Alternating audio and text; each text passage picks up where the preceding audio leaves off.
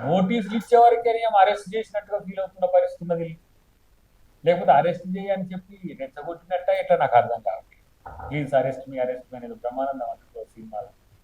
అట్లా ఉన్నట్టు అనిపిస్తుంది నాకైతే. సిగ్గుండాలి చేసే తప్పులు చేసుకుంటూ. ఏం చేసింది తెలంగాణ సమాజం ద్రోహం?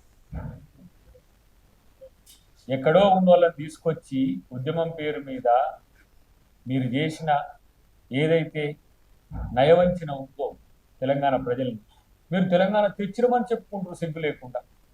100 సీట్లు 15 ఎంపీ సీట్లు వస్తే తెలంగాణ వస్తుందని చెప్పి కరీంనగర్ డిక్లరేషన్తో మీరు పారిపోయినాకనే కదా తెలంగాణ చేసి తీసుకున్న నిర్ణయాల్లో అందరు భాగస్వాములయ్యి ఆ రోజు చేసింది.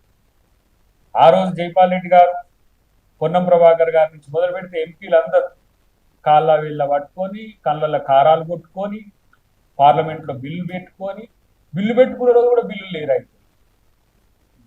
కరీంనగర్ డిక్లరేషన్ తర్వాత మీన్స్ 100 ఎమ్మెల్యే సీట్లు 15 ఎంపీ సీట్లు వస్తే తెలంగాణ వస్తాయని పలాయాన్ని చిత్తగించిన తర్వాత ఎక్కడ కేసీఆర్ ప్రోగ్రామ్స్ లో ఉండడు, సాగరహారంలో కనపడడు, సడక్ బంద్లో ఉండడు, సంసద్ యాత్రలో ఉండడు, సకల జనబేర్లో వచ్చి మాట్లాడిపోతాడు.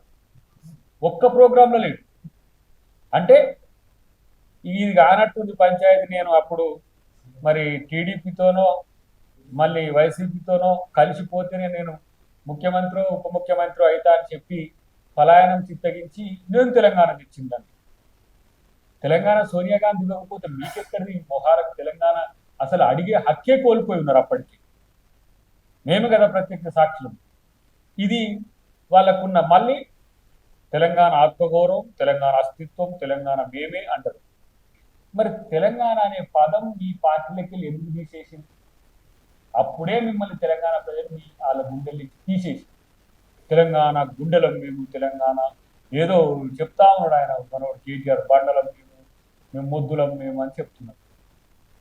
తెలంగాణ ప్రజల్ని వంచింది మీ పార్టీ పేరులో నుంచి. తెలంగాణ తీసేసిన రోజే మీరు తెలంగాణ వంచకులుగా మారింది. అందుకనే తెలంగాణ ప్రజలు మిమ్మల్ని విస్మరించిన వల్లనే వచ్చిన సమస్యలు ఇవన్నీ. ఏదో కోతికి కొబ్బరి చిప్ప దొరికినట్టు కేటీఆర్ ఏదో వాళ్ళు రాసించిన ఏదో స్క్రిప్ట్ రైటర్లు ఉంటాడు, ఆ రైటర్లు ఇచ్చిన మాటలన్నీ మాట్లాడుకుంటూ రేవంత్ రెడ్డి గారి కుటుంబం మీద మాట్లాడితే ఏదో అది నిజమైపోద్దనే పరిస్థితి ఈ రోజుకి వచ్చిన ఒక దివాల కోరుతనం.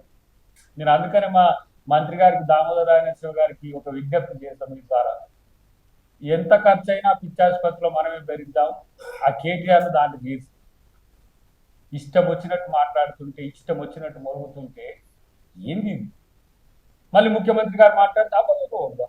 ముఖ్యమంత్రి ఇట్లా మాట్లాడతాడు. ముఖ్యమంత్రి మీ అయ్య ముఖ్యమంత్రిగా ఉన్నప్పుడు మాట్లాడిన మాటలు ఈ దేశంలో కాదు ప్రపంచంలో కూడా ఎవడు మాట్లాడాడు. మీ భాష మీకు మాట్లాడితే మీకు గదురుపాటు. తప్పులు చేసుడు నీవంటే దానికి సంబంధించి విచారణ చేస్తే హరియమ్మ ఎక్కడి పంచాయతీలతో నాకు అర్థం కాదు. విచారణ కోసం నువ్వు తప్పు చేసినవా లేదా అని చెప్పి వచ్చి చెప్పబోయా అంటే కూడా అరెస్ట్ చేసిన దానికంటే జైలు పెట్టిన దానికంటే ఎక్కువ చేస్తుంది. ఏం చేసిండు రేవంత్ రెడ్డి గారు? ఒక డ్రోన్ ఎగిరేసిన కేసులో రేవంత్ రెడ్డి గారిని ముద్దాయిగా చేసి ఎంపీ స్పీకర్ నుంచి పర్మిషన్ తీసుకోవాలనే కనీస ఇంగితం కూడా లేకుండా ఇమ్మీడియట్ గా తీసుకుపోయి జైల్లో పెట్టారు. మీ చరిత్ర. Subscribe us and press the bell icon for more interesting updates.